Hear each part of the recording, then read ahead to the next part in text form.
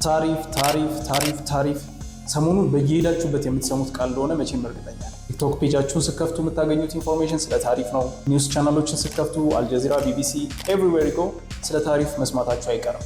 ያው ምክንያቱም እንደምታውቁት ትራምፕ በመላው ዓለም ላይ ታሪፍ ጥሏል። ወደ አሜሪካ የሚገቡ ፕሮዳክቶች ላይ በሙሉ አሜሪካ ታሪፍ ጥላለች። ትራምፕ እንደዚህ በቀላሉ ህይወቴ ላይ ይመጣል ብዬ አስቤ አላውቅም ነበር። ትራምፕ አስቸጋሪ ሰው። ኤኒሃው በዚህ ታሪፍ ምክንያት አፌክትድ ያልሆነ ምንም አይነት ቢዝነስ የለም። ስቶክ ማርኬት፣ ካፒታል ማርኬት፣ ፎሬክስ ትሬዲንግ፣ ኢኮሜርስ፣ ድሮፕ ሺፒንግ፣ አማዞን ኤፍቤይ፣ ኢቤይ ምንም አፌክት ያልሆነ ቢዝነስ አታገኙም። ምክንያቱም አብዛኞቹ ትልልቅ ቢዝነስ ሞዴሎች በሙሉ አሜሪካን ታርጌት የሚያደርጉ ናቸው። አሜሪካ ደግሞ እንደምታውቁት ኮንሱመር ናቸው። ለማምረት ያን ያህል አፒታይቱ ያላቸው ሰዎች አይደለም ራይት ናው። አብዛኛው ፕሮዳክት ሶርስ የሚደረገው በተለይም ከኤዥያ ነው። አሜሪካ ደግሞ ኤዥያ ላይ በጣም ትልልቅ የሆኑ ታሪፎችን ጥላለች። በተለይም ደግሞ ቻይና ላይ ምንም አይነት ግሬስ ፔሪድ የሌለው የ125% ታሪፍ ጥላለች። ኢንቨስት ለማድረግ ያሰባችሁ ሰዎች፣ በየትኛውም አሜሪካን ኢንቮልቭ ያደረገ ቢዝነስ ላይ ኢንቨስት ለማድረግ ያሰባችሁ ሰዎች ይህን ቪዲዮ ሳታዩ ምንም አይነት ውሳኔ አትወስኑ። ኢንቨስት ለማድረግም ለመተውም ያሰባችሁ ካላችሁ ይሄ ቪዲዮ በጣም የሚጠቅማችሁና ሜቢ ደግሞ ዲሲዥናችሁን አልተር እንድታደርጉ የሚያደርጋችሁ ሊሆን ይችላል። እስከ መጨረሻው ድረስ እዩት። ይህን ቪዲዮ ላይክ፣ ሼር ማድረግ አትርሱ። እንዲሁም ደግሞ ቻናሉን ሰብስክራይብ ሳታደርጉ የምታዩ ካላችሁ ሰብስክራይብ አድርጉ። በጣም የምትጠቀሙበትን ኢንፎርሜሽን የምታገኙበት ምርጥ የዩቲዩብ ቻናል እንደሆነ ተስፋ አደርጋለሁ። እንደምታስታውሱት ከዚህ በፊት በለቀኩላችሁ ቪዲዮ አንድ የድሮፕ ሺፒንግ ስቶር ላውንች አድርጌ ነበረ። ይሄ ስቶር ኦልሞስት ጥሩም እየተንቀሳቀሰ ነበረ። ማለትም ፐርቼዝም መጥቷል፣ አርቱ ካርት ነበረው፣ ብዙ ከስተመሮች ሳይን አፕ አድርገዋል። በጣም ተስፋ ያደረግኩበት ስቶር ነበረ። ኦል ኦፍ ሰደን አሜሪካ ቻይና ላይ ታሪፍ ጣለች። ይሄ ነገር መጀመሪያ እንደ ቀልድ ነበር ያየሁት። ነገር ግን እየቆየ ሲሄድ በጣም ፍራስትሬት የሚያደርግ ነበረ። ምክንያቱም ከሰፕላየሮቻችን ጋር ብዙ ባክን ፎርዞች መምጣት ጀመሩ። እንዲሁም ደግሞ ቢዝነስ ሞዴሉም በአጠቃላይ ሪስክ ላይ መሆኑን አንደርስታንድ ለማድረግ ቀናት ብቻ ነበር የወሰደብን። በዚህ የተነሳ ጥሩ ፐርፎርም እያደረገ የነበረውን አድ አቁመነው ነበር። ከላይ በማስቀምጥላችሁ ሊንክ ያንን ቪዲዮ ማየት ትችላላችሁ። ያያችሁትም ካላችሁ በመጀመሪያው ቀን የቲክቶክ አድ ሴታፕ አንድ ሴልስ መጥቶ ነበረ which is very great። ምክንያቱም ብዙ ጊዜ አድ ላውንች ስታደርጉ በመጀመሪያ ቀን ሴልስ ኤክስፔክት አይደረግም ነበር። በዚህ ካምፔን ግን የመጀመሪያው ሴልስ መጥቶ ነበረ። በጣም ተስፋ አድርጌ ነበር ስኬል አደርጋለሁ ብዬ፣ ነገር ግን ይሄ ታሪፍ ሆልድ አድርጎኛል ማለት ነው። መጀመሪያ ያደረግኩት ነገር ወደ ሰፕላየሮች ሄጄ፣ እንደምታዩት እዚህ ጋር ሲጄ ድሮፕ ሺፒንግ ነው የምጠቀመው የፉልፊልመንት ኤጀንሲ።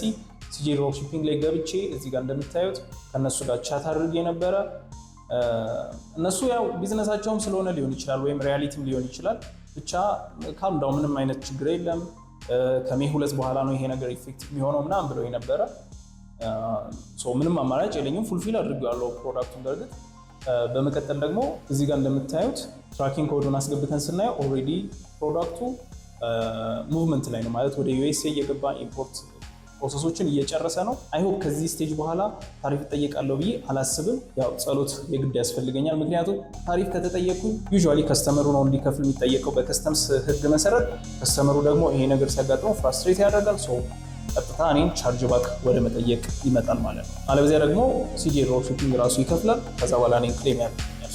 ኢዘር ዌይ ለእኔ ኢትስ ቢት ኦፍ ሄዴክ። ይሄ ነገር እንዳያጋጥመኝ በጣም ተስፋ አደርጋለሁ።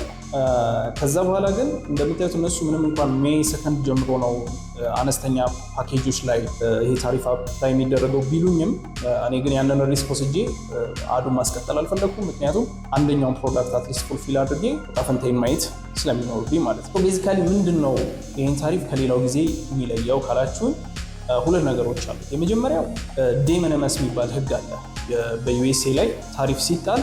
ይሄ ህግ ምንድነው ፐርፐዙ?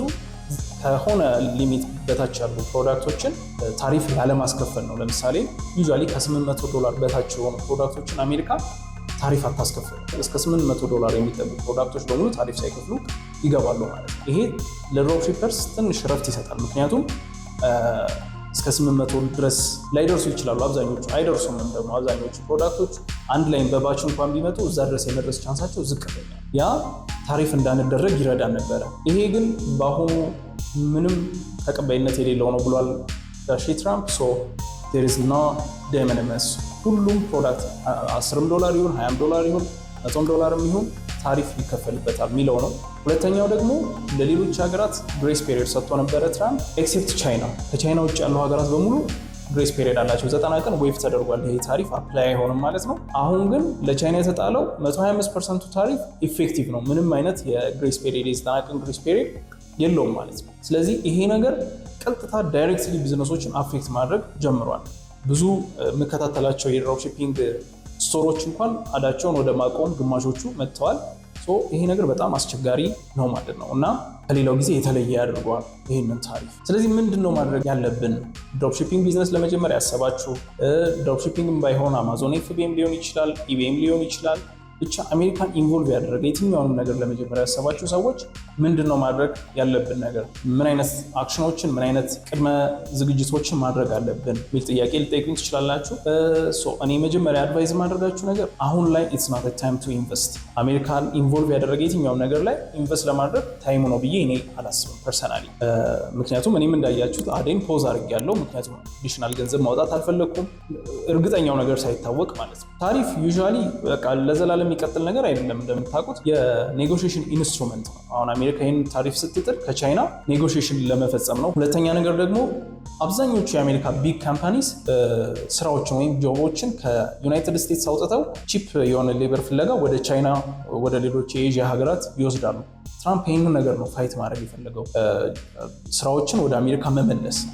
ይህን ለማድረግ ስለሆነ አብዛኞቹ ካምፓኒዎች ዩኤስ ውስጥ የሆነ እንቅስቃሴ ማሳየት እንዲጀምሩ ምናምን አይነት ማስፈራሪያ አይነት ፖሊሲ ነው ብዬ ነው የምወስደው። ብዙዎቹም በዛ ነው የሚስማሙት። በአጭር ጊዜ ውስጥ ይሄ ነገር ያው ተመልሶ ወደነበረበት መሄድ ይመስለኛል። ምክንያቱም ትልልቅ ቢዝነሶችን ጭምር ስለሆነ አፌክት ያደረገውና አማዞንን ምናምን ሁሉ ስቶክ ማርኬት ላይ በጣም አውርዷቸዋል። ስለዚህ በአጭር ጊዜ ሶልቭ የሚደረግ ነገር ይመስለኛል። ነገር ግን ይሄ እስከሚደረግ ድረስ አዲስ ኢንቨስትመንት ማድረግ ከትርፉ ይልቅ ኪሳራው ያመዝናል ብዬ አስባለሁ። እንዳልኳችሁ የገፈቱ ቀማሽ መሆን ስለሌለብን ማለት ነው። ድሮፕሺፒንግ ስቶር ለምሳሌ ብትጀምሩ ኮስቶች አሉት። እኔ ባለፈው በሰራሁላችሁ ቪዲዮ እንዳሳያችሁ የተለያዩ ኮስቶችን ኢንከር ታደርጋላችሁ። እነዛ ኮስቶች አውጥታችሁ ምንም ሪተርን የማታገኙ ከሆነ ወይም ደግሞ ሪተርናችሁ አፌክት የሚያደርግ ፖሊሲ ካለ ጉዳት ነው የሚሆነው ማለት ነው። ስለዚህ it's not a time to invest። ይሄን የመጀመሪያው አድቫይዝ ነው። ይህ አድቫይስ ለድሮፕሺፒንግ ብቻ ሳይሆን ለፎሬክስ ትሬዲንግም፣ ስቶክ ማርኬት ላይም ለምትሰሩ ሰዎች፣ የትኛውም አሜሪካን ኢንቮልቭ ያደረገ አማዞን ኤፍቢኤም ለምትሰሩ ሰዎች ትንሽ አስቸጋሪ ጊዜ ይመስለኛል። አሁን ኢንቨስት የምናደርግበት ታይም አይደለም። ኦኬ፣ ግን ከጀመራችሁስ፣ ኢንቨስት ማድረግ ከጀመራችሁስ፣ ኦልሬዲ ፕሮሰስ ውስጥ ካላችሁ ምንድነው ሶሉሽኑ? እንግዲህ ለዚህ ቀላል የሆነ መልስ አለው ብዬ አላስብም። ነገር ግን የተሻለው ኦፕሽን ማርኬት ኤክስፓንሽን ነው። ማለትም ከዩኤስ ማርኬታችሁን ወደ ሌሎች የቢግ 5 ካንትሪስ ማስፋፋት፣ ለምሳሌ ወደ ካናዳ፣ ወደ አውስትራሊያ፣ ወደ ዩኬ እንዲሁም ዩሮፒያን ዩኒየን ወዳሉ ሀገራት ማስፋፋት ማለት ነው። ይህንን ለማድረግ ግን እንደምታውቁት እነዚህ ሀገራቶች ምንም እንኳን ከኛ የተሻሉ ኮንሱመርስ ቢሆኑም ወይም ከሌላው ዓለም የተሻለ ኮንሱመርስ ቢሆኑም እንደ አሜሪካ ግን ኮንሱመርስ አይደሉም። በጣም ፕራይስ ሴንሲቲቭ ሊሆኑ ይችላሉ። እንደዛ አይነት ለሆነ ኦዲየንስ ደግሞ በተለይም ሃይ ቲኬት የሆነ ፕሮዳክት ሪካመንድ አይደረግ። ሁለተኛ ነገር ደግሞ አብዛኞቹ ለምሳሌ ዩሮፒያን ዩኒየን እና ዩኬ ላይ ብትመጡ በጣም ኮንሰርቫቲቭ የሆኑ ኮንሱመርስ ናቸው። ስለሚገዙት ነገር ምናምን በጣም ሪሰርች ማድረግ ይፈልጋሉ፣ ኢንፎርሜሽን ይፈልጋሉ ምናምን። እንደዚህ አይነት ኮንሱመርስ ስለሆኑ በቀላሉ ላትሸጡ ትችላላችሁ። በተለይ ሃይ ቲኬት የሆኑ ፕሮዳክቶች እና ደግሞ ጥሩ የሆነ ቫልዩ ፕሮፖዚሽን ያላቸው ፕሮዳክቶችን ይፈልጋሉ። ስለዚህ እንደዚህ አይነት ፕሮዳክት የሆኑ እንደገና ፕራይሳቸውም አነስተኛ የሆኑ ፕሮዳክቶችን ከሆኑ ያሏችሁ ማርኬታችሁን ባጭሩ ወደ እነዚህ ሀገራት ኤክስፓንድ ማድረግና ዩኤስ ማርኬትን ለጊዜው መተው ያስፈልጋችኋል ማለት ነው። ይህን ስታደርጉ ከዚህ ከታሪፍ ህግ ታመልጣላችሁ። ነገር ግን ደግሞ የኢዩ እና ዩኬ ላይ ስትሸጡ ደግሞ የቫት ህግ አላቸው። የኮንሱመር ፕሮቴክሽን ህጎቻቸው ብዙ ናቸው። ከእሱ ጋር ኮምፕላይ ማድረጋችሁን እርግጠኛ ሆናችሁ መሸጥ መጀመር ትችላላችሁ። ቫት ኮሌክት ማድረግና መክፈል ያው በሾፒፋይ ራሱ አውቶሜትድ የሚደረግ ስለሆነ ብዙም ከባድ አይደለም። ግን እነዚህን ህጎች አስቀድማችሁ ማወቅ ይጠበቅባችኋል ማለት ነው። ያንን አድርጋችሁ ማርኬታችሁን ለጊዜውም ቢሆን ዳይቨርት አድርጋችሁ አትሊስት በጣም በፊት ፕሮፊታብል እንደነበራችሁት ባትሆኑም እንኳን ግን በተወሰነ መልኩ አትሊስት ብሬክ ኢቭንም አድርጋችሁ ይህን ፔሪድ ማለፍ በጣም ትልቅ ነገር ይመስለኛል። ስለዚህ ማርኬታችሁን ኤክስፓንድ ማድረግ ነው። ኢንቨስት ለማድረግ ጊዜው ካልሆነ ማርኬት ኤክስፓንሽን ደግሞ የግድ ከሆነ ሌላስ ምን ምርጫ አለ ካላችሁ ደግሞ ሌላኛው ምርጫችሁ ኢንቨስት ማድረግ ካልተቻለ ኢትስ አ ጉድ ታይም ቱ ስተዲ ማለት። ኢንቨስት ማድረግ ካልቻላችሁ አሁን ደግሞ የምትማሩበት ወይም ደግሞ ስኪላችሁን ቢውልድ የምታደርጉበት ጊዜ ሊሆን ይችላል። ፍላጎቱ ያላቸው ሰዎች ድሮፕሺፒንግ ለመስራት፣ ኢኮመርስ ላይ ለመስራት፣ ሌሎችም ፕላትፎርሞች ላይ ለመስራት፣ አማዞን ኤፍቢኤም ላይ የትኛውም ነገር ላይ ለመስራት ፍላጎቱ ያላቸው ሰዎች አሁን ኢትስ ናት ታይም ቱ ኢንቨስት ብለናል። ስለዚህ ያላቸው ኦፕሽን ምንድን ነው? መማር። ስኪላችሁን በደንብ ማሳደግ ያስፈልጋችኋል ማለት ነው። ምክንያቱም ኢንቨስት አታደርጉ። ኢንቨስት ካላደረጋችሁ ታይም አላችሁ። ታይም ካላችሁ ደግሞ በደንብ አድርጋችሁ አድምታችሁ እውቀታችሁን የምታሳድጉበት ጊዜ ነው ብዬ አስባለሁ። ድሮፕሺፒንግን በተመለከተ እንግዲህ እኔ ብዙ ተከታታይ ቪዲዮዎችን ሰርቻለሁ ከዚህ በፊት። በተለይም ደግሞ ከ4-5 ወር በፊት የሰሯቸው ከላይ አስቀምጥላችኋለሁ። እነዚህ ቪዲዮዎች በጣም አሪፍ ቪዲዮዎች ናቸው። ፍሪ ሶርሶች ናቸው።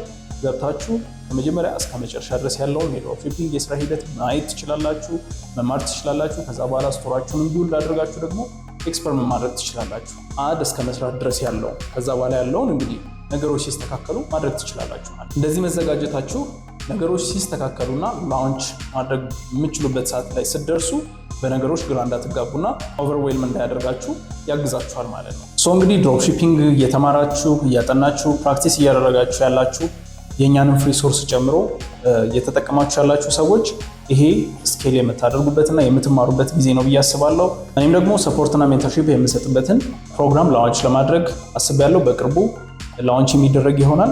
ዌብሳይታችንን ኦልሬዲ ሬዲ እያደረግን ነው። የተወሰኑ ሰዎችን በቤታ ፕሮግራም ጆይን እንዲያደርጉን አድርገን ሰፖርትና ሜንተርሺፕ የምንሰጥ ይሆናል ማለት ነው። እንግዲህ ይሄ ፕሮግራም ላውንች ሲደረግ በይፋ እዚሁ የዩቲዩብ እና የቲክቶክ ቻናሌ ላይ የማሳውቃችሁ ይሆናል። እስከዛ ድረስ እንግዲህ ያስቀመጥኩላችሁ ፍሪ ሶርሶች እየተጠቀማችሁ አንዳንድ ደግሞ ከአቅማችሁ በላይ የሆኑ ጥያቄዎች ሲኖሯችሁ ኢሜል ላይ እዚህ ኮሜንት ላይ በተለይ ደግሞ ከሰጣችሁኝ ኖቲፊኬሽንም ቶሎ ስለሚደርሰኝ እዛ ላይ ገብቼ ሪስፖንድ የማድረግላችሁ ይሆናል። እንግዲህ ይሄ ቪዲዮ ሼር በማድረግ ለብዙ ሰዎች እንዲደርስ እንድታደርጉ ጠይቃችኋለሁ። ቻናሉንም ሰብስክራይብ ብታደርጉት ምርጥ ቪዲዮዎች ይደርሷችኋል። ይመቻችሁ። ቺርስ